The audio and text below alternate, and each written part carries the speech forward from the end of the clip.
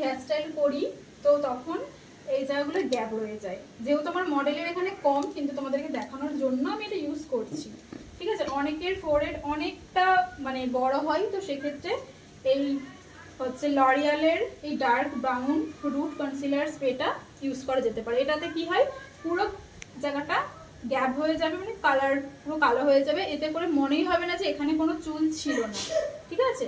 তো আমি এখন এটা দিয়ে এখানে স্প্রে করে দেখাচ্ছি। একটু কাছে আসো, জাস্ট এখানটা ফোকাস করো। দেখো এভাবে জাস্ট যতটা আমার দরকার ততটা আমি ঢেকে নেব, দেন আমি স্প্রে করব।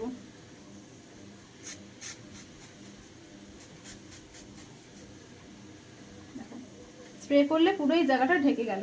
এবার এখানে যে একটা স্পট লাইন পড়ে গেল, এইটা তোমরা চাইলেই একটা ব্রাশ দিয়ে, ব্রাশের সাহায্যে তোমরা মিনিমাইজ করে দেবে, যাতে মনে হবে না যে এখানে কোনো হেয়ার নেই, পুরো গ্যাপ হয়ে গেছে জায়গাটা।